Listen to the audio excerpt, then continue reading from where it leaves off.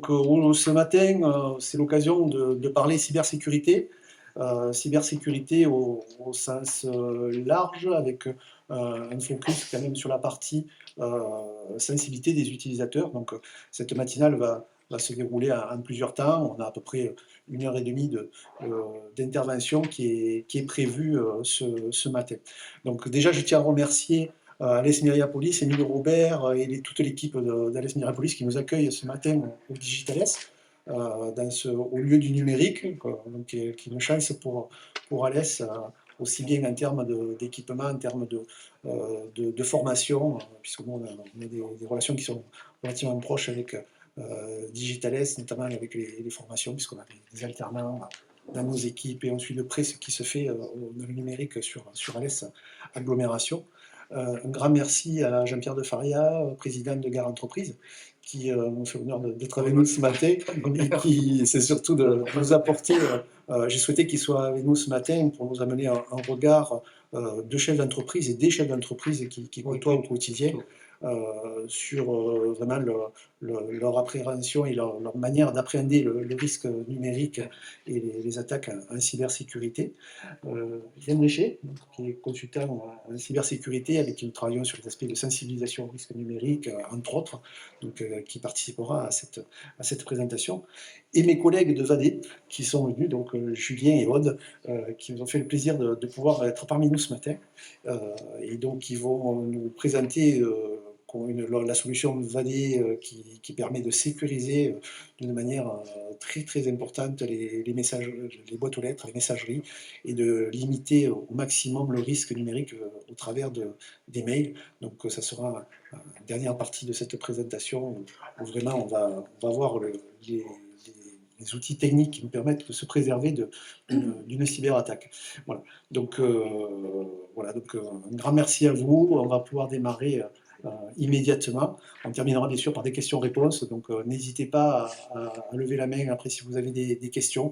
On fera circuler le micro dans la salle pour qu'on puisse répondre au fur et à mesure à toutes vos questions. Voilà. Donc, je vais passer la parole à Émilie qui va me faire juste une petite introduction. Bonjour à tous, bienvenue au campus numérique Digitales. Merci d'abord de participer et de contribuer à animer ce lieu qui est aussi là et dédié à recevoir ce type d'animation. Juste vous rappeler qu'ici il y a des formations dans le numérique qui peuvent justement contribuer à apporter des nouvelles compétences ou en tout cas à renforcer les compétences de vos entreprises. Donc les candidatures sont ouvertes pour les apprenants, mais aussi du coup les propositions sont ouvertes aussi pour les entreprises. On a donc une licence informatique avec une double diplomation. Il y a une certification d'analyste en cybersécurité. La formation va commencer en octobre, en alternance pendant 1 an, donc c'est niveau bac+3. Et là, du coup, effectivement, Frédéric a dit qu'il contribuait aussi à accueillir des alternants. Mais donc voilà, vous pouvez, on se tiendra à votre disposition avec Annie Guédou, qui est chargée de relations entreprises ici à Digitales, si vous souhaitez accueillir des alternants. On est aussi actuellement en période de stage pour les développeurs web de chez Simplon, et ils seront disponibles à partir du mois de septembre si vous souhaitez les accueillir en emploi. Donc voilà, n'hésitez pas. On a aussi, je pourrais évoquer rapidement la nouvelle formation Industrie du futur, donc là qui est un peu à la croisée des chemins entre le numérique et l'industrie. Mais voilà, si dans votre réseau vous entendez parler de besoins, n'hésitez pas à revenir vers nous. Et merci en tout cas à vous d'être ici aujourd'hui, et puis bonne matinale. Bon, donc on va démarrer cette matinale en faisant d'abord un état des lieux de la cybersécurité. Alors pas au niveau national, international. Bon, le contexte géopolitique, tout le monde le connaît. Les médias nous parlent tous les jours de nouvelles attaques à l'échelle mondiale, à l'échelle nationale. Là, je vais vous parler plus particulièrement de ce qui se passe localement. Ce qu'il faut savoir, c'est que le nombre d'attaques aujourd'hui est croissant, il est même exponentiel. Si je regarde les chiffres qui concernent essentiellement le Gard, à l'échelle de BEA, donc c'est vraiment une toute petite partie de ce qui peut se passer et de ce qui peut être signalé à l'échelle nationale, nous on est passé de 30 signalements d'attaques par mois à plus de 30 par semaine actuellement. Voilà, donc pour vous donner le ratio qui est donné. J'ai pris les chiffres de mars 2021. En mars 2021, on avait eu 37 tickets d'intervention qui nous avaient été donnés à traiter, liés plus ou moins à une tentative d'attaque ou à une attaque avérée. Sur le mois de mars 2022, nous étions à 150 tickets du même acabit. Donc ça vous donne ce rapport-là qui est vraiment très très important. Et là, comme je le rappelle, ça concerne essentiellement le Gard. Donc il faut savoir que 95% de ces attaques sont ciblées sur les utilisateurs. Donc on est vraiment sur des attaques très très particulières. On a souvent en tête des attaques qui vont concerner les réseaux, les infrastructures. Lorsqu'on entend parler d'un centre hospitalier qui se fait attaquer, on imagine des personnes qui rentrent physiquement dans les lieux ou qui branchent des appareils malveillants sur le réseau ou qui trouvent une faille dans l'accès Internet ou par les accès au télétravail pour se connecter. En fait, la plupart du temps, ce sont les utilisateurs face à leur messagerie, face à leur mail, qui sont les porteurs, les déclencheurs de ces attaques réussies. Voilà. Si on s'éloigne un peu au niveau régional, ben, on regarde au niveau de la région Occitanie, on est à peu près sur les mêmes volumes de croissance. On a toujours cette croissance-là et ce rapport exponentiel des attaques qui est donné. Alors pourquoi je vous parle ça vu sur le Gard et sur Alès? Parce que souvent on entend dire, ouais, mais nous on est préservés, nous dans notre société on n'est pas la NASA, on n'est pas Airbus, on est moins exposé. C'est faux, ça c'est quelque chose qu'il faut vraiment se sauter de la tête. C'est pas parce on est situé à Alès ou au fin fond des Cévennes qu'on est moins ciblé ou moins potentiellement sensible à une attaque. Donc il n'y a pas plus d'attaques, mais il n'y en a pas moins non plus qu'à l'échelle régionale. Donc c'est le message qu'on souhaitait vous faire passer ce matin, d'avoir cette prise de conscience-là. Si on regarde maintenant au niveau des impacts, quels sont les impacts des attaques en numéro un? On peut classer bien sûr l'impact financier. L'impact financier qui est dû bien souvent à une usurpation d'identité, bien souvent à la création de faux virements, à des pertes de facturation également qui sont induites par ces cyberattaques.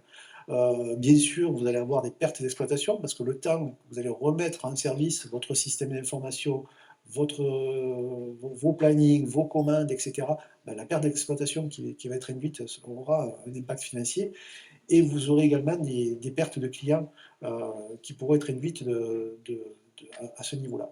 Donc quoi qu'il en soit, il y a de nombreuses heures de travail qui sont perdues si vous avez une attaque sur votre système d'information. Et ces heures d'attaque, ben, ça peut être quelques heures, voire plusieurs journées. Et forcément, ça a un impact financier parce que pendant que vos collaborateurs attendent que leurs ordi, leur système, leurs données soient utilisables, ben, ils peuvent pas produire, ils ne peuvent pas avancer, ils ne peuvent pas satisfaire vos clients. Ce qui induit le deuxième impact, c'est la perte d'image, l'impact en termes d'image qui est important, puisque si vous êtes mis à genoux par une cyberattaque, ben, vos clients vont peut-être le voir, en seront informés, en seront victimes également, et donc ça amène vraiment une mauvaise image de votre structure, ça met en avant le fait que vous avez une sécurité qui peut être défaillante, une mauvaise organisation, donc là aussi en termes d'impact, c'est pas très bon non plus. Le troisième impact qui est non négligeable, c'est l'impact humain. Les collaborateurs ont souvent le sentiment d'être démunis face aux risques cyber, ne savent pas comment l'appréhender et souvent le mettent de côté parce qu'ils se sentent trop éloignés de ces risques parce qu'ils ne maîtrisent pas cette partie-là. Donc c'est une source de stress et pour les collaborateurs, c'est soit une problématique de remise en question de leurs compétences. Donc là, pour les dirigeants, pour les managers, c'est vrai que c'est quelque chose de capital d'avoir cette prise de conscience de l'impact et du stress que peut déclencher le risque cyber auprès de ses collaborateurs et donc forcément avoir un impact sur le reste. Là, si je parle d'impact, je vais parler plus de quelques exemples. Les collègues pourront compléter peut-être le débat. Si on parle souvent de faux virements, de perte d'exploitation, actuellement, le type d'attaque qu'on voit et qui est le plus courante et qui fait, à mon avis, le plus de dégâts parce que ce sont des petites sommes et ça passe sous les radars complets des plaintes qui pourrait y avoir, c'est le détournement de facturation. Alors comment ça se passe? Vous allez recevoir, enfin, un de vos collaborateurs va recevoir un mail d'un organisme, une invitation à s'inscrire à un événement, un lien pour télécharger des documents, des informations, etc. Il va cliquer sur ce lien, peut-être qu'on va lui proposer de s'inscrire pour télécharger les documents. Alors s'inscrire sur un environnement Google. Alors, de bonne foi, la personne va mettre ses identifiants, son mot de passe, son mail et son identifiant, son mot de passe Google. Si il travaille sur 365, sur Microsoft 365, il se peut qu'on lui propose de mettre son mail, son identifiant donc, et son mot de passe de Microsoft 365. La personne va penser recevoir des informations après avoir fait cette étape-là, mais en fait, elle ne va rien recevoir du tout, ou peut-être un document tout à fait bidon, mais en tout cas, elle aura communiqué à des attaquants son mail et son mot de passe. À ce niveau-là, qu'est-ce qui se passe? Ben, rien de plus. Souvent, le premier niveau d'attaque est déjà fait. Euh, donc, les attaquants, il faut voir aussi que les cyberattaquants sont organisés par réseau. C'est-à-dire que la personne qui va vous piéger initialement ne sera pas forcément la personne qui va exploiter les données qui auront été captées, et ce ne sera pas forcément, et même très rarement, la personne qui va monter une escroquerie derrière. Il y a tout un commerce autour des données volées. Il va y avoir une campagne large qui va être lancée sous forme de phishing, de tentative d'hameçonnage. On va puiser des données, ça va être envoyé à des centaines, des milliers d'adresses mail. Certaines personnes vont se faire approprier leurs identifiants. Ces identifiants vont être revendus à nos attaquants qui vont faire une instruction, qui vont collecter des données sur ces personnes-là.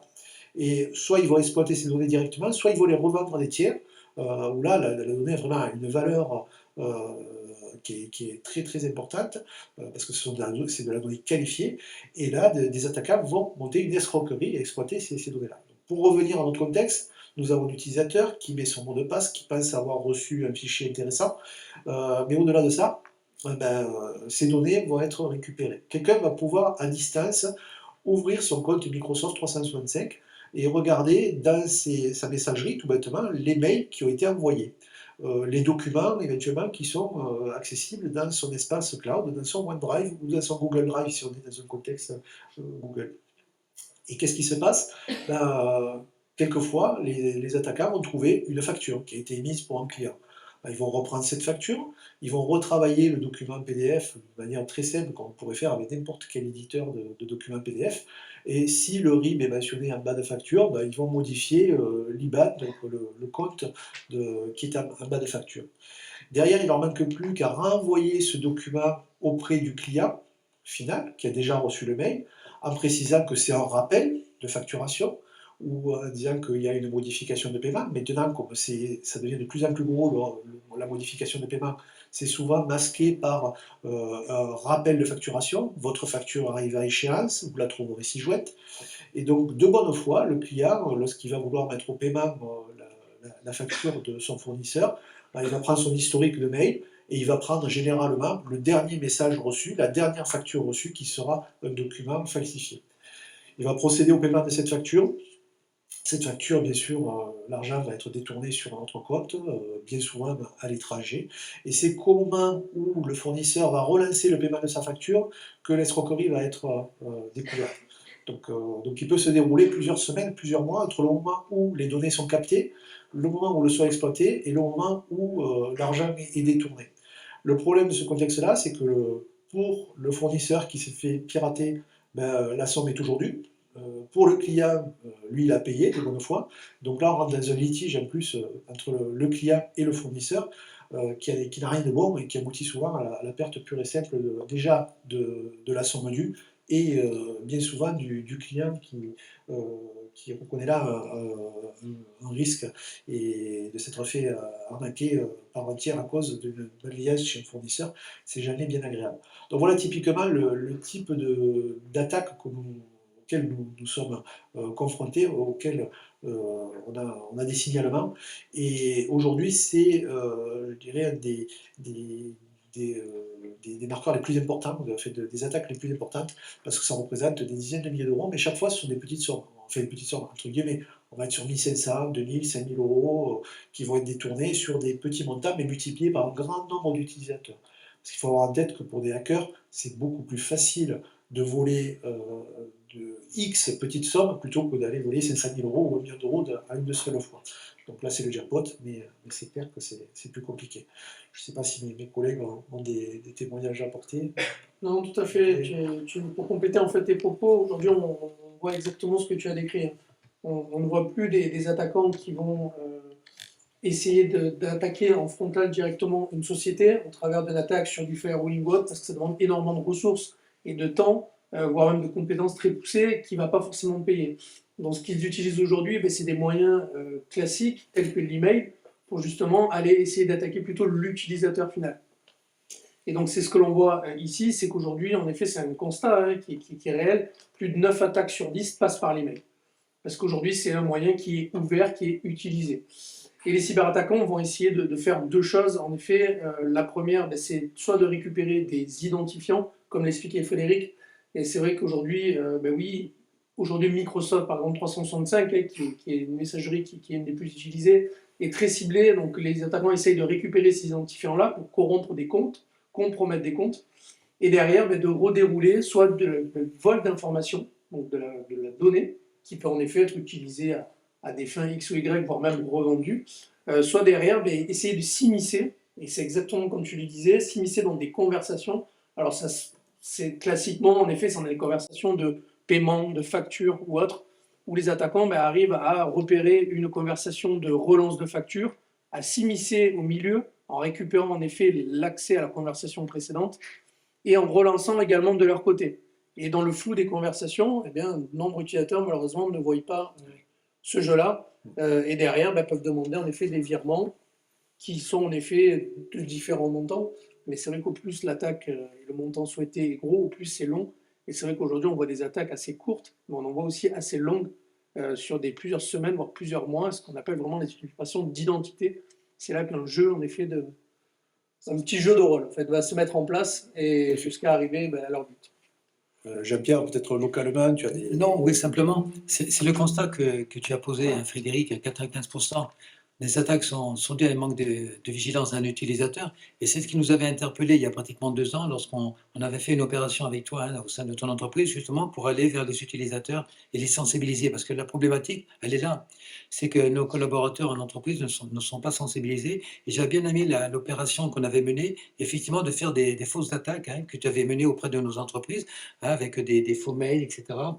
Et avec ça, c'est intéressant. Je pense que d'ailleurs, il faudrait peut-être même resensibiliser nos entreprises avec des fausses attaques simulées sur des pièges, hein. Et on avait vu que ça fonctionnait parce que nos utilisateurs ne sont pas vigilants. Et je crois que la problématique, on peut se doter de tous les outils en amont, hein, avec tous les outils qui existent. Mais si demain l'entreprise ne mène pas des campagnes auprès de ses collaborateurs, ça ne servira à rien du tout. Et je crois que ce petit déjeuner là ce matin, il est tout à fait important. Et moi, je suis ravi qu'il y ait des personnes en visio et il y ait des chefs d'entreprise dans la salle pour qu'on puisse effectivement dédoubler ce message-là. Maintenant, on va essayer d'évoquer, de savoir comment on peut faire face à ce type d'attaque, comment on peut s'organiser. Il faut savoir tout d'abord que, comme on l'a dit, l'utilisateur est ciblé. Il faut savoir que l'utilisateur n'est pas prêt. Donc la plupart des collaborateurs dans les entreprises ont entendu parler du risque cyber, mais ne savent pas toujours quelle est la mécanique des hackers, qu'est-ce qui est mis en place, comment on va les piéger, comment ils vont être attrapés et comment on va récupérer leurs données.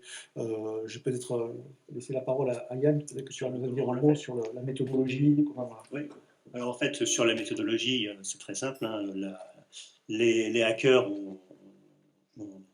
tout simplement vont fonctionner tout simplement sur plusieurs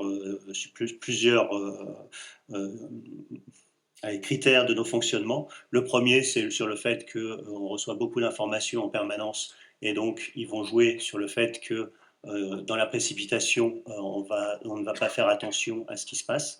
Alors pour prendre un exemple très simple, hein, ils vont travailler sur des mails qui vont ressembler ou qui vont être très semblables à des mails de vos partenaires. Et il va y avoir dans l'adresse mail ou dans l'adresse sur laquelle vous allez vous connecter une toute petite erreur. Par exemple, si on prend le site orange.fr, ils vont remplacer le A par le O. Donc on va avoir un site qui s'appelle orange.fr. Et comme notre cerveau, quand il fait de la lecture, n'a besoin que de la première et de la dernière lettre pour déchiffrer le mot, eh bien quand vous regardez le mot dans votre navigateur, vous avez bien l'impression que c'est Orange sur orange.fr sur le site sur lequel vous allez vous connecter, alors qu'en fait vous êtes sur orange.fr. Donc on a déjà ce premier point qui va fonctionner. Le deuxième point qui peut fonctionner, c'est l'appât du gain. Tout simplement, hein, quand vous envoyez des mails de hameçonnage, bah, qu'est-ce qui fonctionne bien? C'est de vous dire que Amélie va vous rembourser des sommes d'argent, que votre banque a des choses à vous rembourser, etc. Donc, ils vont fonctionner là-dessus. Ils vont fonctionner sur l'actualité. Ça, c'est vraiment le point qui va être le plus important. On l'a vu quand il y a eu le Covid, avec un nombre de mails pour commander des masques, commander du gel et un certain nombre d'autres éléments de protection qui, en fait, vous amenaient sur de faux sites pour passer de fausses commandes ou pour récupérer des données. On a vu la même chose avec l'Ukraine, avec de fausses collectes de dons qui ont bien fonctionné, en tout cas pour les hackers. On va utiliser la masse aussi de vos informations, c'est-à-dire que vous êtes en permanence aujourd'hui en train de commander sur Internet, donc vous recevez des SMS, des mails pour suivre vos colis. Et donc, en fait, les hackers espèrent que vous avez commandé un colis au moment où vous recevez le SMS ou le mail. Vous allez cliquer pour suivre le colis, vous allez rentrer vos coordonnées et vous avez corrompu un compte, alors qu'il soit privé ou professionnel. Finalement, ça a assez peu d'importance. Ce qui les intéresse derrière, c'est pouvoir effectivement regarder vos conversations éventuellement et monter quelque chose de plus important. Et puis, il y a l'argument d'autorité. Hein, quand vous avez votre banque qui vous écrit ou la gendarmerie qui vous écrit pour que vous alliez, pour que vous répondiez à une plainte, ça fonctionne sur l'autorité et la peur. Et donc là, vous vous dites, oh là là, il se passe quelque chose de grave, il faut que je réagisse. Et donc, vous allez avoir tendance à cliquer dans un premier temps avant de réfléchir. Et donc, c'est ça qui vous emmène derrière à corrompre vos données. Alors, comment réagir à ça? Le premier point, c'est toujours de prendre du recul. Lorsque le gros risque qu'on constate, c'est souvent qu'on clique mécaniquement sur les mails qui arrivent en lisant une fraction de seconde de l'objet du message et après on se pose la question. Il faut essayer de travailler sur cette mécanique-là et inverser cela. On se pose déjà la question de pourquoi je reçois ce message, qui m'écrit et est-ce que c'est pertinent? Et à partir de là, soit on détruit le message, soit on conclut que c'est un message pertinent et on l'ouvre avec prudence. Deuxième niveau de prudence, c'est lorsqu'on vous demande des identifiants, de saisir. Alors là, ça va faire tilt, en disant, mais pourquoi on me demande de mettre mon mail et mon mot de passe? Pourquoi? Quel est l'intérêt de cette manœuvre et quelle est la légitimité de cette demande? Parce qu'a priori, un tiers n'a pas à vous demander des identifiants pour télécharger l'information. C'est vous, dans votre espace cloud, où on peut vous demander de vous identifier pour aller chercher les informations dont vous êtes titulaire, pas un tiers. Donc voilà, donc là, il y a toute cette mécanique-là. Après, il y a les règles de base, c'est de cloisonner son espace de travail professionnel, son espace de travail privé, multiplier ses mots de passe. Le risque, c'est sur votre ordinateur professionnel, dans votre messagerie professionnelle, de recevoir un message comme quoi vous avez un colis Amazon qui n'a pas pu être livré chez vous. Est-ce que c'est logique sur votre mail pro de recevoir un mail vous informant que le colis n'a pas été... donc là, ça devrait faire un tilt aussi. Alors, tilt, sauf si vous mixez les deux. Si vous utilisez votre environnement pro pour des usages perso, là, c'est vous qui ouvrez la boîte de Pandore, parce que le risque se démultiplie. Donc il faut vraiment apprendre à cloisonner son usage numérique privé de son usage numérique professionnel. Donc ça, c'est capital. Ça limite déjà bien les dégâts. Après, ça c'est un rappel, la notion de mot de passe qui doit être complexe et unique. Donc du moment que vous avez un compte de messagerie, du moment que vous avez un compte utilisateur chez tel ou tel organisme, tel ou tel fournisseur, ce mot de passe doit être unique. Alors vous allez me dire, c'est très très compliqué de multiplier les mots de passe, c'est très compliqué d'autant plus qu'il faut qu'ils soient longs, complexes, avec des caractères spéciaux, donc on s'en sort plus. Et si en plus on doit multiplier ça par X fournisseurs, ça devient très compliqué. Donc comment le faire? Alors il y a des solutions techniques, on propose des logiciels de coffre-fort à mots de passe qui permettent d'avoir une seule clé pour accéder à l'ensemble de vos mots de passe. C'est le coffre-fort qui va même fabriquer des mots de passe pour les usages, donc vous n'avez même plus à vous soucier de ce qui se passe, vous avez des mots de passe complexes partout. Ça, c'est une solution technique qui vous permet de vous faciliter la vie. Après, ben, il y a l'usage et les habitudes de travail, les politiques d'usage des mots de passe que vous pouvez créer vous-même et mettre en œuvre et utiliser tout le temps. Alors, souvent, on prend un exemple, on se dit qu'un mot de passe fort doit être composé d'une phrase, mais pas une phrase qui soit trop lisible. Si vous utilisez comme mot de passe «j'aime aller à la pêche», aujourd'hui, nos outils qu'on utilise nous en interne pour faire des audits de pentest vont permettre de déchiffrer un mot de passe de ce type-là au maximum à 1 heure, parce qu'on va s'appuyer sur des mots en clair dans des dictionnaires qui seront très faciles à retrouver, et par combinaison, on va pouvoir déchiffrer ce mot de passe, même qu'il soit très long.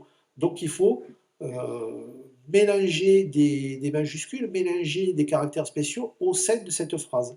Alors on cite souvent cet exemple qui maintenant, je me demande s'il n'y aura pas beaucoup de personnes qui vont l'utiliser. 2 cadeaux à Noël, par exemple, qui est une phrase. Donc avoir 2 cadeaux à Noël, mais au lieu de mettre 2 en toutes lettres, qui là aussi pourrait facilement avec un dictionnaire et un algorithme se retrouver, on va utiliser 2 le chiffre. Cadeau, K-D-O, donc à Noël, on va choisir, tiens, arrobas, ça va faire A, ça sera plus sympa et ça sera un caractère spécial. Et Noël, je vais l'écrire en phonétique, N-O-W-E-L.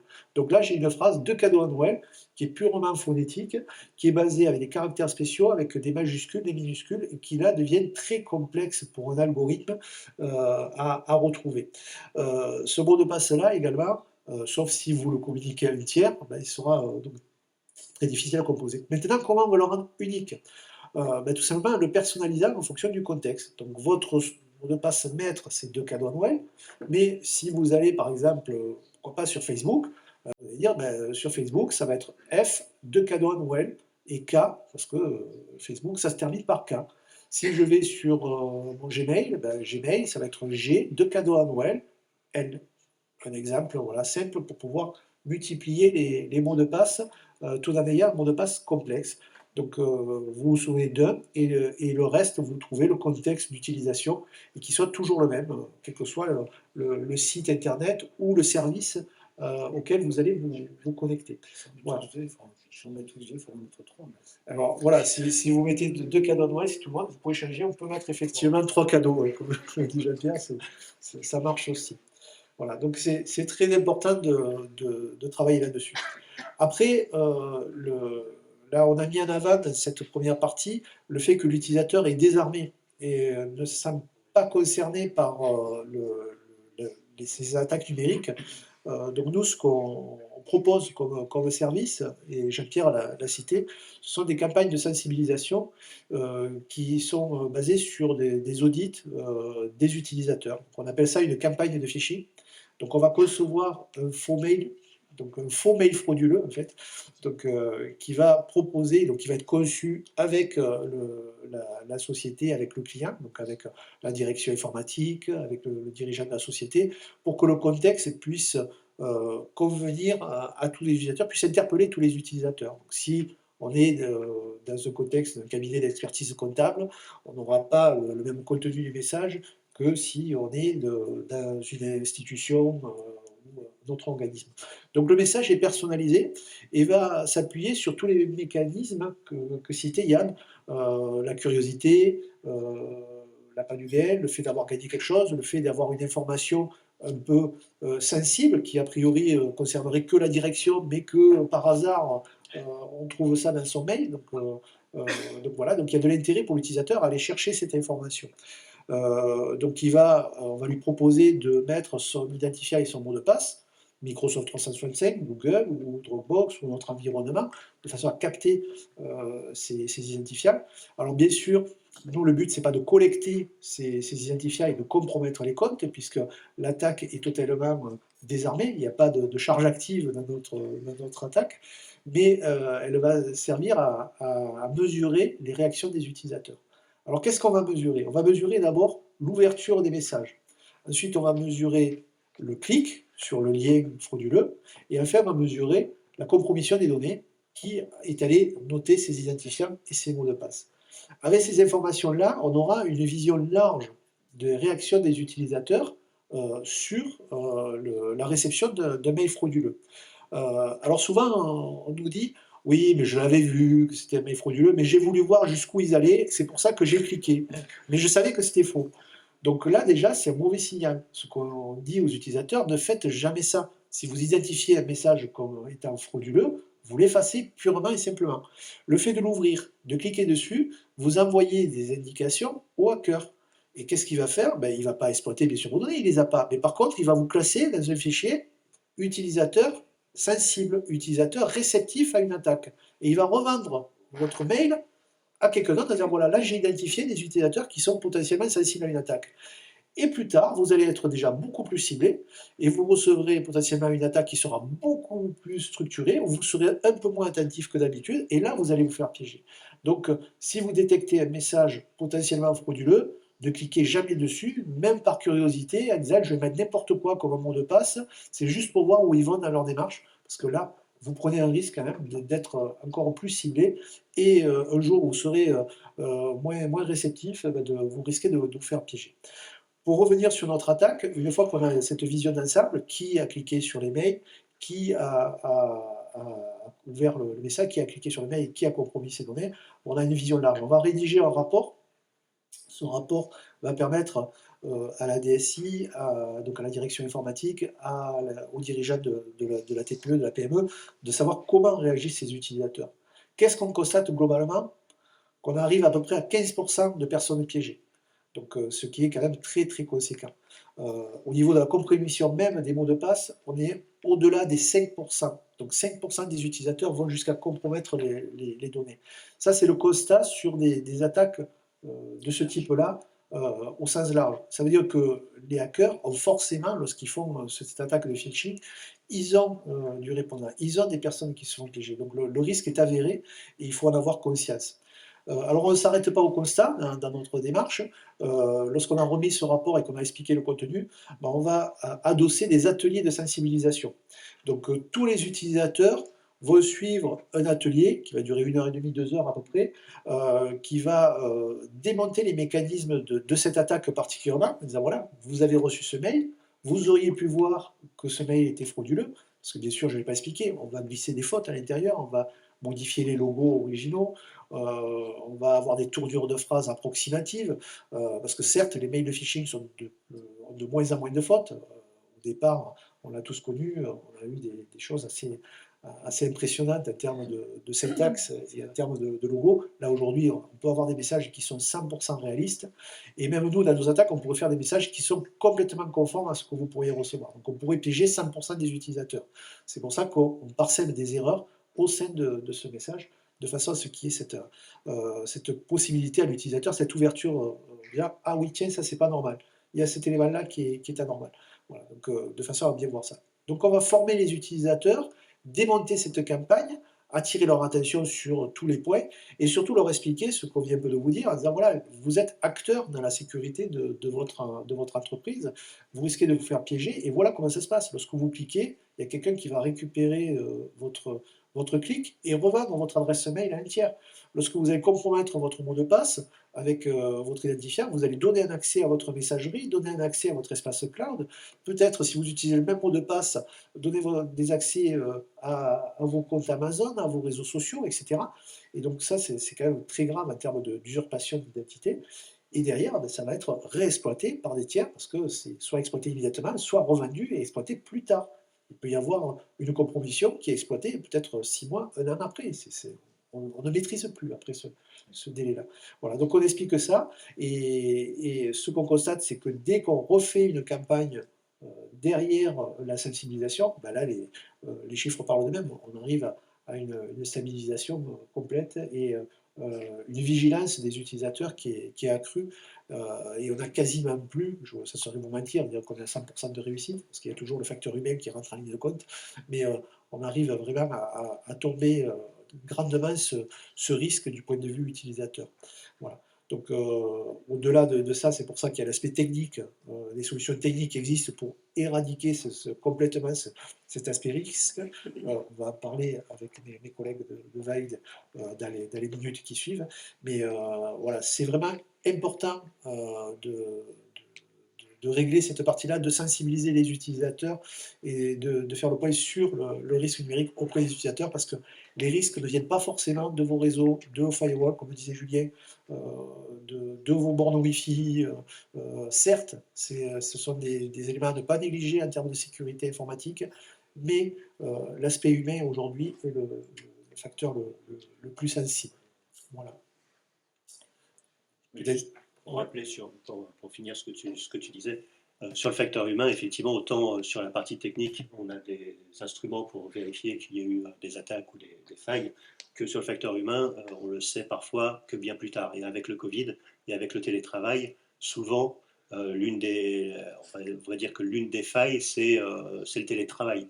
Le fait d'être dans un bureau et de dire tiens, j'ai un mail suspect et d'échanger avec quelqu'un, on résout assez souvent le problème en 2 minutes, que quand on est en télétravail, en fait, on le met de côté et puis on oublie. Et puis en fait, on ne parle pas du problème à son DSI, on ne parle pas du problème à ses collègues, et on oublie qu'on a compromis ses données.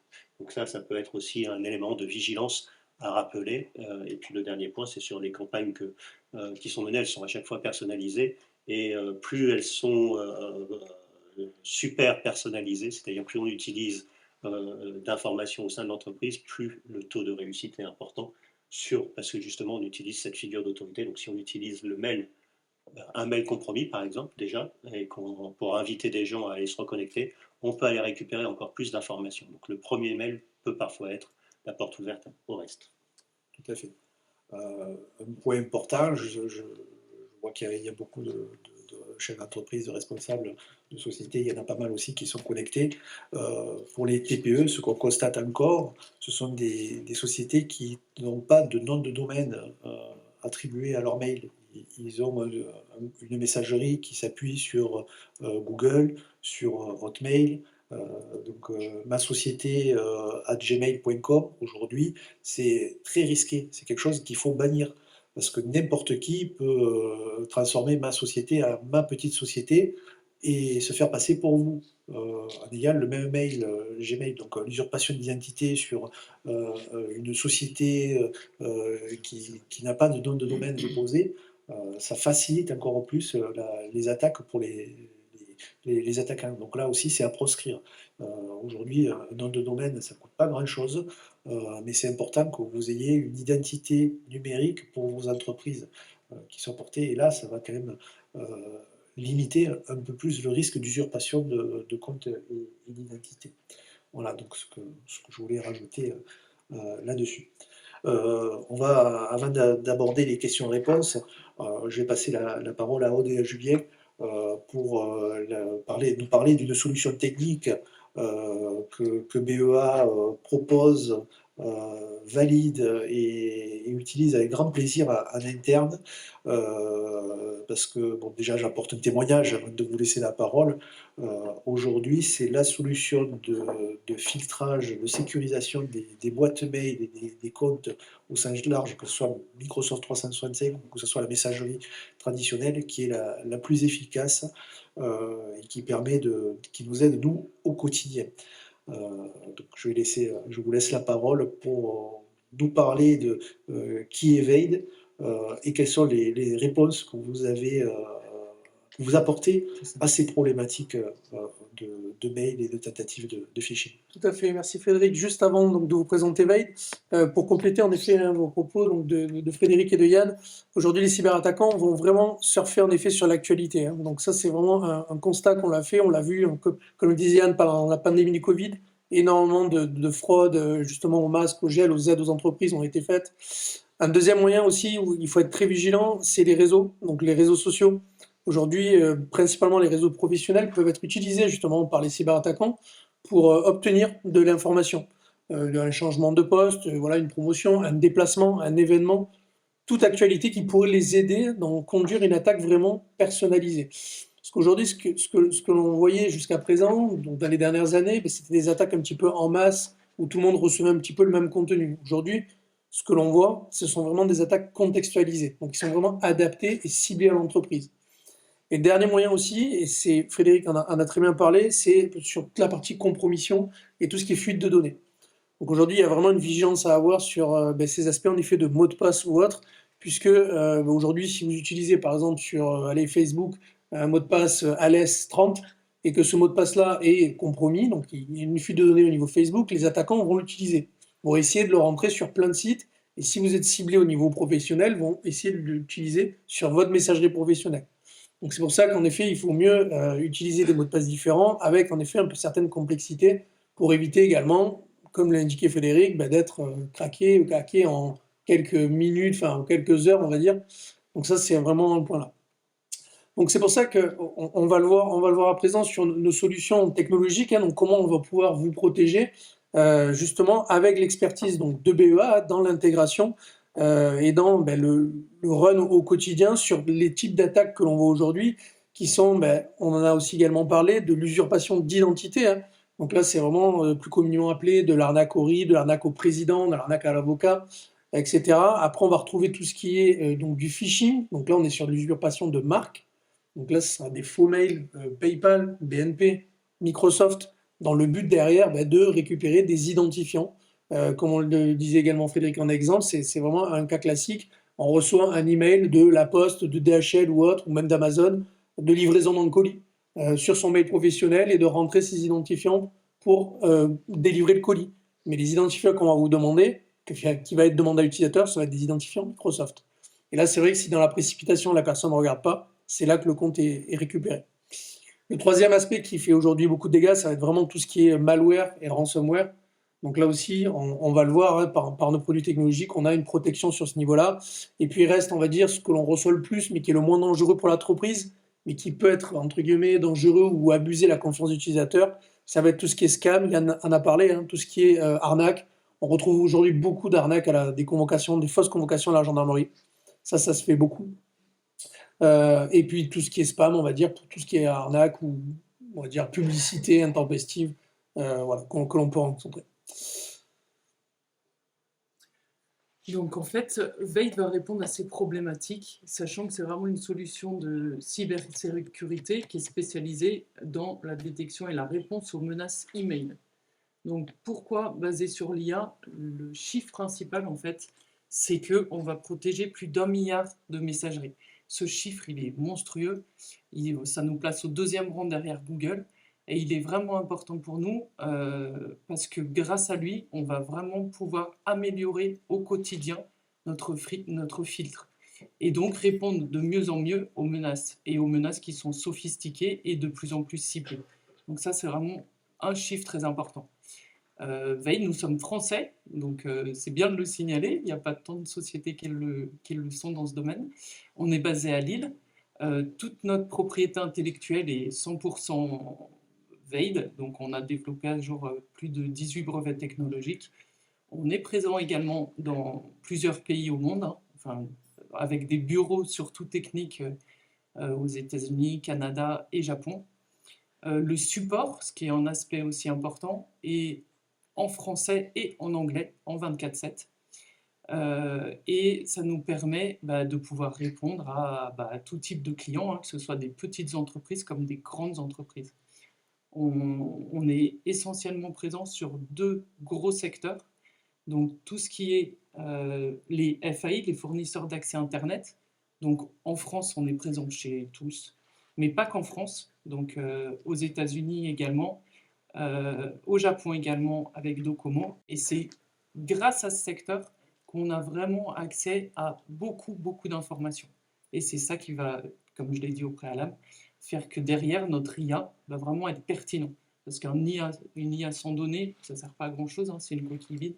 Donc c'est vraiment grâce à ça qu'on va pouvoir avoir une qualité de filtre très très bonne. Et bien sûr, le deuxième secteur adressé, c'est le marché entreprise, hein, donc BEA, on est le témoignage. Grâce à nos partenaires, on va pouvoir revendre nos solutions à vous tous. Et notre business est 100% indirect, bien entendu. Le fait que vous soyez français, effectivement, ça règle toutes les problématiques qu'on nous pose systématiquement. C'est oui, mais pour le RGPD, Exactement. comment ça se passe au niveau de la souveraineté des données. Il est vrai que mes messages transitent par des serveurs qui sont, que je ne maîtrise pas. Non, ces serveurs, ils sont maîtrisés. Ils sont en France, ils sont sur des technologies françaises. Donc, c'est important de le souligner et de le mettre en avant. Donc, nous, c'est ce qu'on a à cœur à BEA, c'est de sélectionner des partenaires de valeur et si possible donc sur le territoire français, voire européen, mais surtout français prioritairement. Voilà. Complètement. Ouais, tout à fait. Ça, c'est vraiment un point très important, la souveraineté des données. Hein. C'est que vraiment, en tant que société française, on se doit de respecter le cadre légal et le RGPD. Donc ça, c'est vraiment un point que l'on a axé depuis de nombreuses années, d'avoir en effet tous nos serveurs, tous nos traitements de données, tout était fait en effet en France, dans le data center français. Donc ça, c'est quelque chose qui est très intéressant. On va le voir, on a aujourd'hui deux solutions. Donc, comme vous l'avez bien compris, on est spécialisé sur de la protection donc de l'email, hein, sur tous les types d'attaques que je vous ai décrites précédemment. Et aujourd'hui, on va avoir deux solutions justement pour répondre à l'ensemble des serveurs de messagerie aujourd'hui. Donc, on a une première solution qui s'appelle Veil Cloud, qui elle, pour le coup, va être multiplateforme, va pouvoir s'intégrer à tout type de serveurs, donc des serveurs on-premise, donc c'est-à-dire hébergés chez vous, de type Exchange, de type Zimbra, de type autre, voire même de la partie, par exemple, Google Messagerie ou autre. Donc là, on va avoir vraiment une protection à 360 degrés, donc sur la protection des menaces qu'on a vues. Pour des exemples au niveau technique, on a pour la partie, on va dire, phishing, donc la partie lien frauduleux, eh bien, on a un explorateur de liens en continu. On va pouvoir aller explorer le lien pour aller voir la cible de ce lien. Est-ce qu'elle est légitime ou non? Et cela, aujourd'hui, on se rend compte que les attaquants envoient des mails, d'un premier mail avec un lien qui tombe sur un site légitime, mais derrière vont changer la redirection pour aller le faire pointer vers leur site malveillant, pour gruger, entre guillemets, un premier niveau de filtrage. Donc c'est pour ça qu'aujourd'hui, on a de l'analyse, on va dire, à la réception, bien entendu, mais également, on le verra, on a de l'analyse en continu qui permettent d'explorer ces URL-là par la suite et de toujours vérifier que l'URL n'a pas changé, ou si elle a changé, en tout cas que ça pointe toujours sur du légitime. Tout ce qui va être, on va dire, malware, ransomware, là on est vraiment sur de la pièce jointe, avec du code, de téléchargement, de l'instruction, de la macro. Voilà, c'est des termes que vous allez entendre. Donc ça c'est pareil, on a des analyseurs, des interpréteurs de code qui nous permettent justement d'analyser ces pièces-là et de détecter l'anomalie dans ce compte-là. Aujourd'hui, ce qu'on va se focaliser, nous, c'est vraiment de détecter une anomalie, détecter une attaque. C'est un petit peu comme on disait tout à l'heure, les attaquants qui attaquent directement en frontal un firewall ou rentrer par le réseau, c'est très compliqué. Ça demande énormément de ressources, c'est très long. Par contre, ce que l'on sait, c'est qu'à chaque attaque, il y a une anomalie. Et c'est là-dessus vraiment qu'on va se focaliser. C'est là-dessus que notre IA va analyser cela. On ne va pas forcément chercher à savoir qu'est-ce qu'aurait pu faire l'attaque.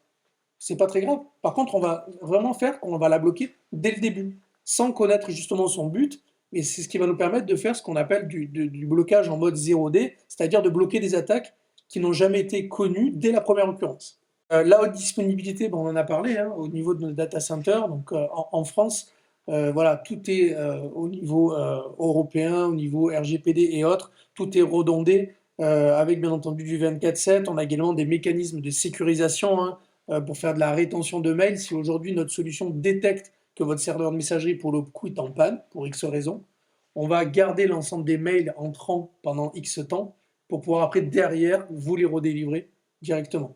Donc ça aussi, ça vous amène en plus de la sécurité sur votre serveur de messagerie.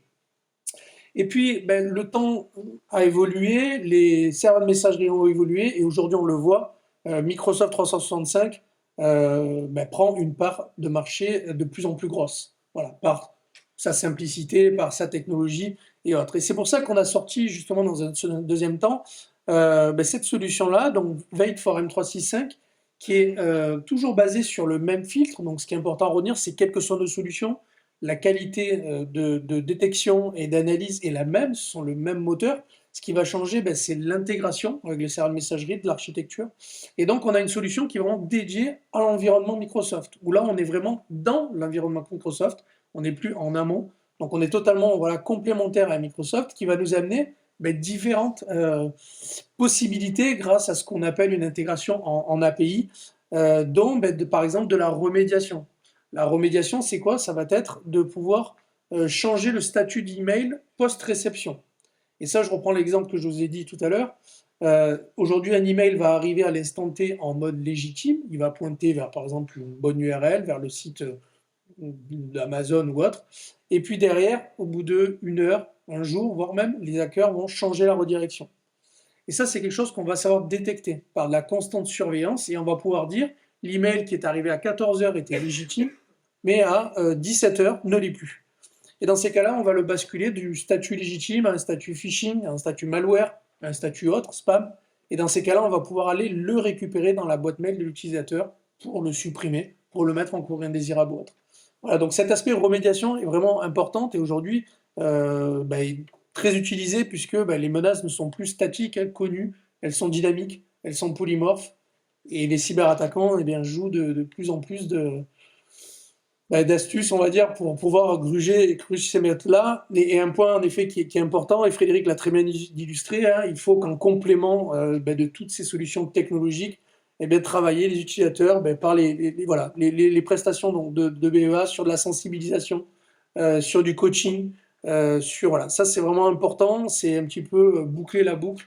Oui, il faut bien entendu s'équiper pour protéger votre messagerie, mais il faut également ne pas délaisser l'utilisateur justement grâce à tes services. Tu me permets d'apporter un témoignage.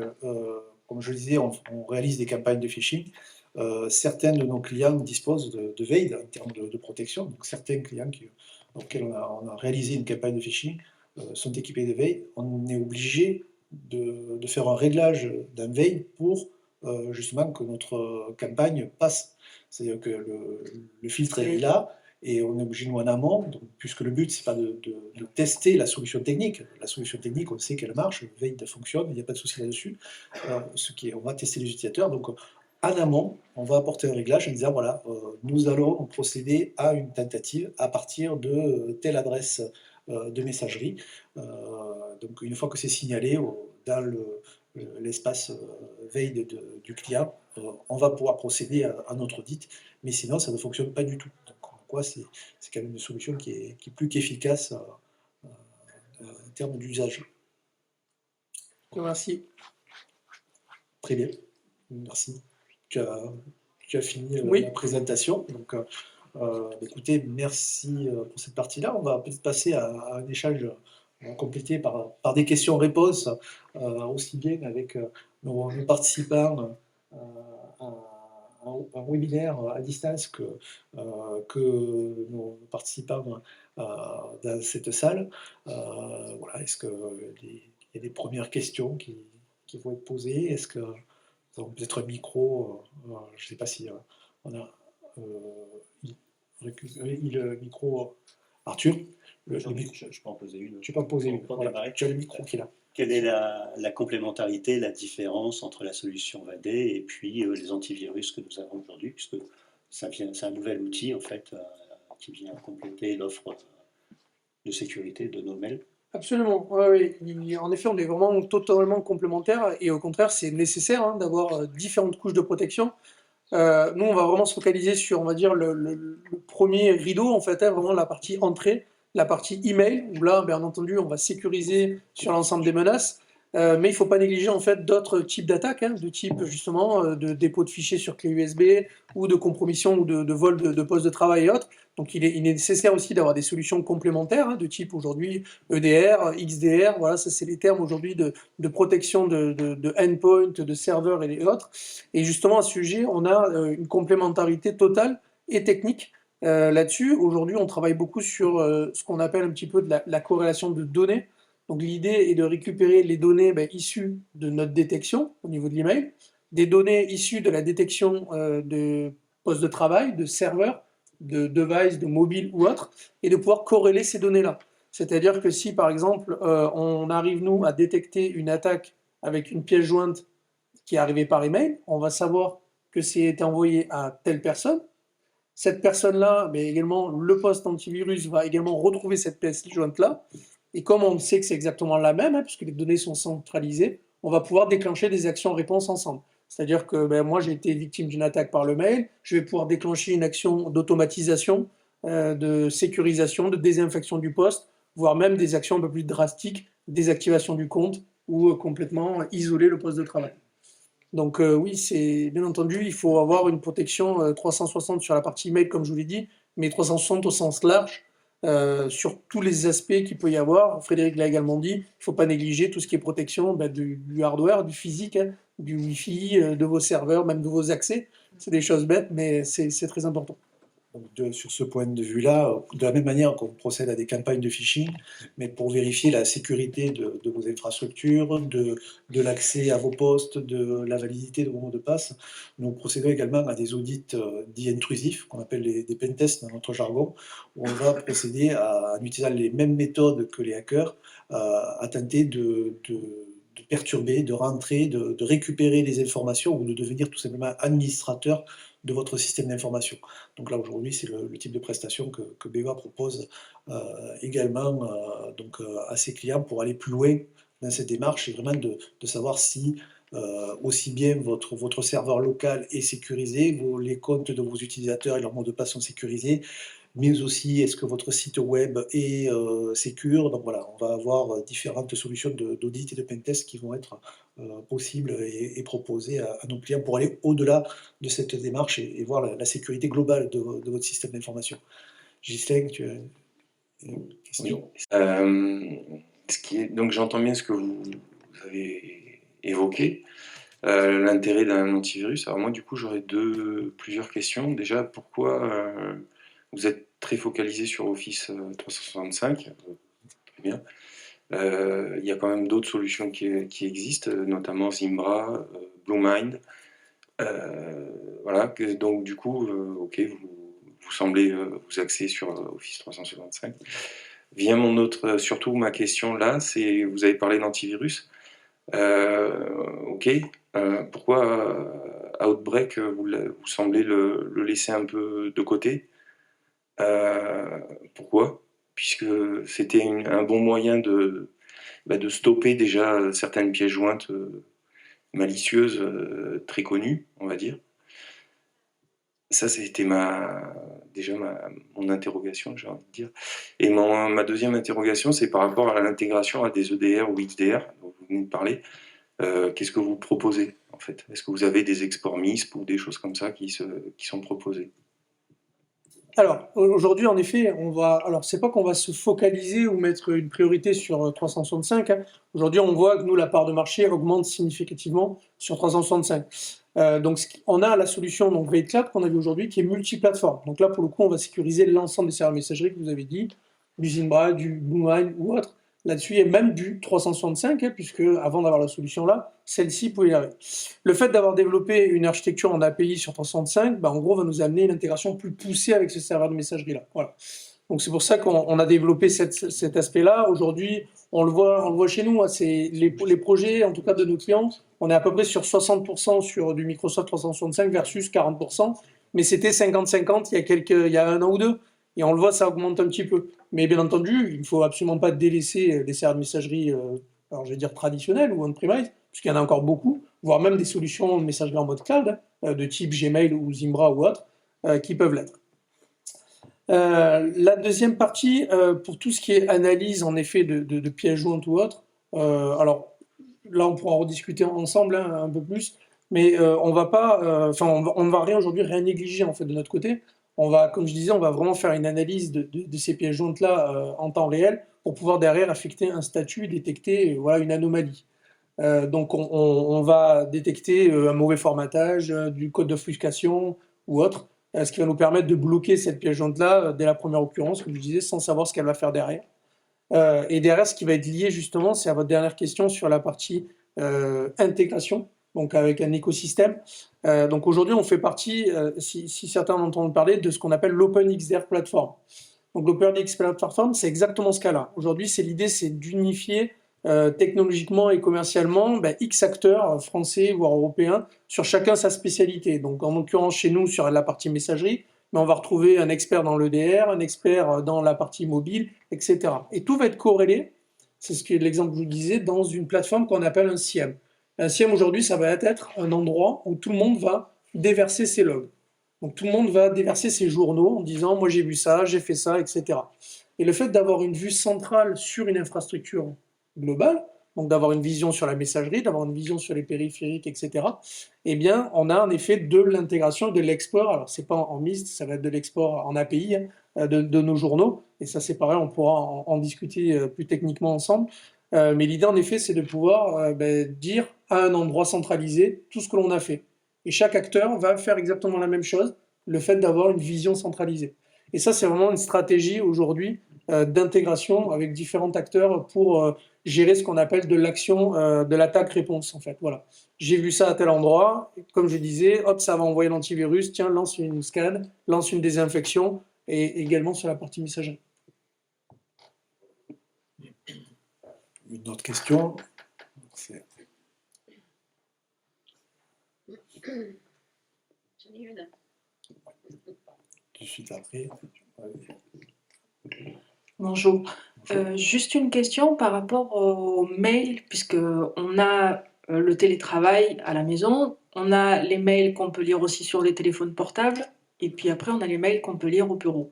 Moi, j'ai remarqué qu'au bureau, par exemple, je vais avoir un message qui va me dire que ce message risque d'être vient d'une personne inconnue ou un truc dans ce genre-là, faire attention au bureau. Mais sur le portable et à la maison, je ne l'ai pas.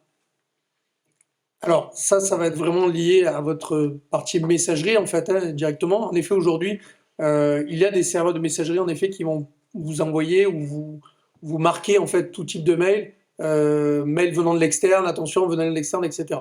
Donc ça, c'est une stratégie qui est faite par certains acteurs de messagerie, pas de protection. Là, c'est vraiment au niveau de la messagerie qui peut l'indiquer. Aujourd'hui, nous, on est sur une autre approche, c'est-à-dire qu'on va uniquement nous marquer les mails dans certains cas, et le certain cas, ça va être uniquement dans le cas d'usurpation d'identité, puisque là, on va pouvoir pas être totalement sûr à 100% que l'email que vous avez reçu, de changement de RIB, de virement ou autre, n'est pas légitime. C'est quelque chose qui peut arriver.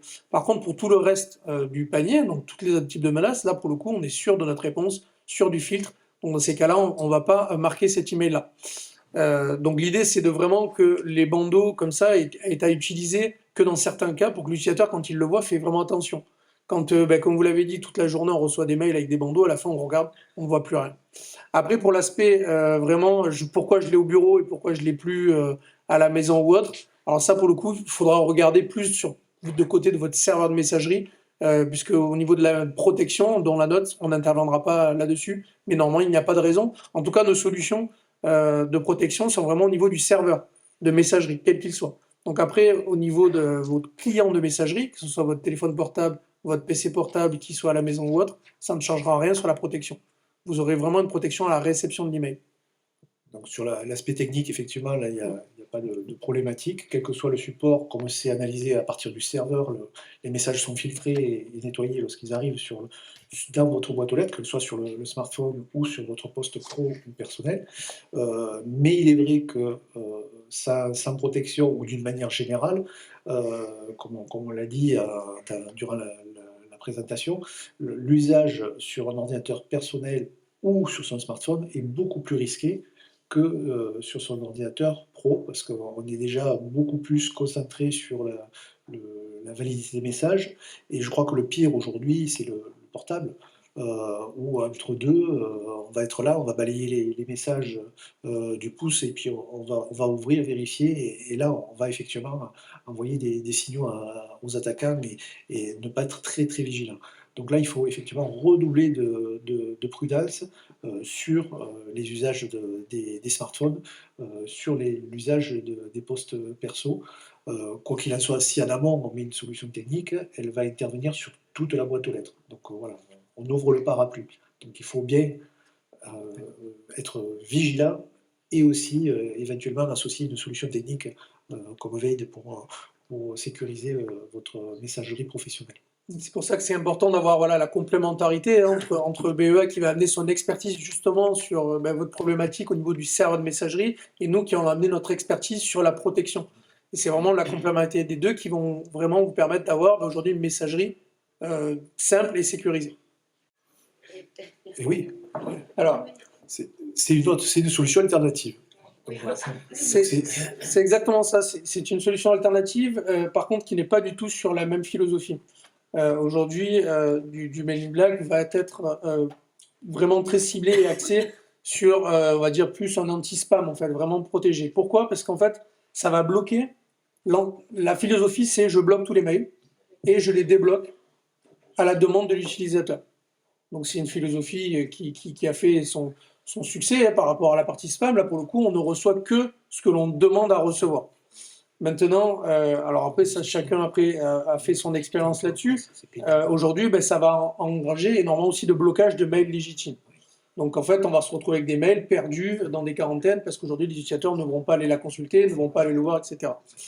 Nous, on est vraiment sur une autre philosophie, c'est que justement, notre filtre, on est sûr de notre qualité de filtrage, donc on va laisser passer l'ensemble des mails et on va statuer, comme je disais. Le mail, on va lui dire, ce mail-là, il est légitime. Et s'il est légitime, pourquoi le bloquer? On va le laisser passer. Et on ne va bloquer uniquement les menaces que l'on va détecter. Donc c'est une autre approche, en fait, de la protection. Du coup, pour les newsletters, parce que du coup, c'est difficile à l'entreprise, quand elle envoie des newsletters à ses clients, à l'heure actuelle, ils sont tellement sensibilisés, je parle à l'inverse, que du coup, le mail, ils disent « Ah, mais c'est une fraude alors que c'est un bon mail », et du coup, ils n'ouvrent pas, et du coup, ils n'ont pas l'information. Ça arrive fréquemment aussi. Alors justement, pour apporter un témoignage, avec Veid, vous avez dans votre boîte aux lettres un dossier newsletter qui regroupe toutes les newsletters que vous recevez. Donc après, à vous de les trier, de les consulter, de conserver ce qui vous semble légitime et intéressant. Mais toutes les newsletters que vous allez recevoir ne vont pas être effacées, supprimées, détectées comme un message malveillant. Il n'y a que si la personne qui a créé la newsletter a mis du code malveillant dedans, où là, ça va être effectivement éradiqué par Veid. Mais si c'est une newsletter d'information légitime, traditionnelle, elle sera tout simplement classée dans un dossier qui peut être consulté. Alors, l'avantage, c'est qu'on n'est pas sollicité en permanence. On peut choisir le moment où on va lire ces newsletters.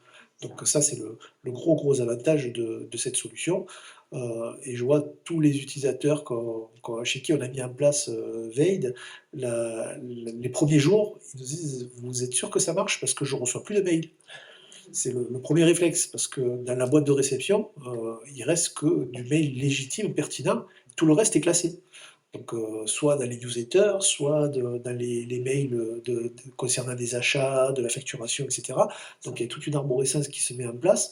Et là, l'utilisateur se dit, mais avant, j'avais 10 mails à l'heure, là, maintenant, j'en ai 2-3 dans la matinée, il y a un souci, ça ne marche pas. Voilà. Donc voilà, on est obligé de sensibiliser, d'aller expliquer et de démontrer que la solution est plus qu'efficace. C'est exactement ça, c'est ce qu'on appelle en fait la gestion, ce qu'on appelle du grey mail. Donc on est capable d'identifier justement ces mails-là, de les identifier réellement. C'est une newsletter, c'est un mail lié à un achat, voyage ou des réseaux sociaux. Et donc c'est cette classification qu'on va pouvoir amener en plus avec différentes actions, dont le classement automatique que présentait Frédéric, dans l'idée en effet de dépolluer la boîte de réception pour garder ce qui est légitime pour le travail, mais par contre de ne pas supprimer des newsletters qui ont été sollicités par les utilisateurs et qui sont importantes pour les entreprises qui l'envoient, mais de pouvoir justement les délivrer là-dessus. Donc en fait, on est capable, en effet, on ne le bloquera pas, sauf si en effet elles sont mal formatées ou n'ont pas le but recherché, et on va pouvoir les détecter et les classer par exemple si on le souhaite. C'est vrai qu'on reçoit beaucoup de mails sur les réseaux sociaux de communication, de rappels, de notifications, de posts qui ont échappé parce qu'on n'était pas connecté. Donc tout ça après est relayé et multiplié. Et c'est vrai que ne serait-ce que ce volume de messages qui n'est pas très pertinent en soi, puisque bon, a priori on va chercher l'information sur les réseaux sociaux quand on en a besoin.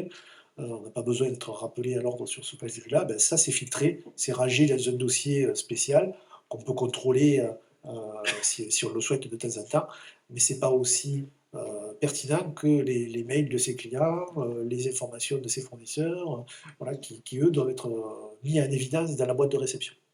Le nettoyage de la boîte aux lettres a un avantage, c'est qu'il permet de rester concentré sur son travail et d'aller vraiment sur les parties, on va dire, informationnelles au moment où on a décidé de le faire. Donc en termes de performance de travail, c'est quand même beaucoup plus intéressant. C'est vrai que là aussi, c'est pas l'objet du débat, mais on pourrait parler de la manière de traiter ces messages. C'est vrai qu'on a tendance à réagir immédiatement sur le mail reçu et à le traiter immédiatement avec la problématique d'être déconcentré et de ne pas avancer sur la mission qu'on s'était fixée le matin. Donc c'est vrai que l'instantanéité due à la sollicitation des messages entrants est un problème. Et c'est vrai que Veid aide aussi à ça, dans le fait qu'il reste que finalement peu de mails à traiter dans la boîte de réception, vu que déjà tout ce qui pourrait perturber notre attention, type promotion, newsletter, ça se classe dans un coin et on peut y aller sur des tranches horaires qu'on a dit, ben voilà, là maintenant je vais faire un peu de veille, là je vais voir un peu ce qui se passe sur les réseaux sociaux, voilà, donc on peut aménager son temps et on n'est plus tributaire de cette relance systématique des messages qui arrivent sur nos boîtes aux lettres. Voilà. On a répondu à ta question. Bon. Alors, les tarifs, c'est en fonction du nombre de postes, du profil et puis de ce que vous souhaitez mettre en avant. C'est-à-dire qu'on va pouvoir affiner les réglages et puis mettre en place une diminution du risque. Voilà, c'est à mettre dans la balance. Souvent, on est sollicité en mode pompier. Donc, suite à une cyberattaque, on me dit voilà, on a été attaqué. Voilà, intervenez, qu'est-ce qu'on peut faire? Allez-y. Donc c'est vrai que souvent chez les nouveaux clients, puisqu'on a cette casquette, cette reconnaissance maintenant en tant qu'acteur de la cybersécurité, c'est vrai qu'un mode pompier, c'est toujours difficile d'intervenir parce qu'on n'est pas magicien. Si il n'y a pas eu un travail en amont de fait par le client, en termes de politique de sauvegarde, en termes de gestion de mots de passe, en termes de sécurité de sa messagerie, en termes d'usage, lorsqu'on arrive suite à un incident, quelquefois c'est très très compliqué de redémarrer rapidement et de remettre en route sans dégâts le système d'information. Donc c'est pour ça qu'il vaut mieux travailler quand tout va bien, en amont, travailler sur les solutions techniques, travailler sur les solutions d'organisation, sur les audits, sur les campagnes de test, de façon à former les utilisateurs, à être prêts. Parce que ce qu'il faut dire, ça c'est devenu commun comme présentation, il ne faut pas se dire est-ce que je vais être attaqué un jour, est-ce que je vais être victime d'une cyberattaque, mais c'est plutôt le jour où je serai attaqué, est-ce que je serai prêt? Ça c'est une évidence. À un moment donné, on sera tous victimes d'une cyberattaque, plus ou moins importante, le tout c'est d'être en mesure de réagir rapidement en limitant les dégâts. Voilà. Donc aujourd'hui, notre rôle c'est de vous accompagner pour limiter les dégâts, pour être prêt à une éventuelle attaque et voilà, donc vous accompagner de bout en bout en termes de sécurité. Une autre question peut-être? Je ne sais pas si on... S'il n'y a pas d'autres questions, un mot de conclusion peut-être, je ne sais pas si... Peut-être sur le webinaire, est-ce qu'il y a au niveau des intervenants? Au niveau des intervenants, je n'ai pas de questions. Pas de questions? Non. Donc, c'est parfait. Une autre question? Sinon, on va pouvoir conclure. Bon, écoutez, merci à tous. Merci Jean-Pierre, Aude, Julien, Yann. Merci de votre participation.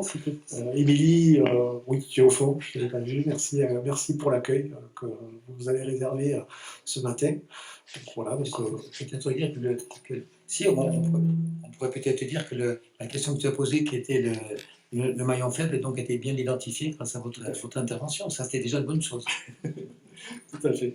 Bon, je vous propose de poursuivre la discussion dans le hall autour d'un petit café. Si vous avez encore 5 petites minutes, voilà, je me tiens à disposition et on se tient à vos dispositions les uns et les autres pour répondre à vos questions. Voilà. Merci beaucoup.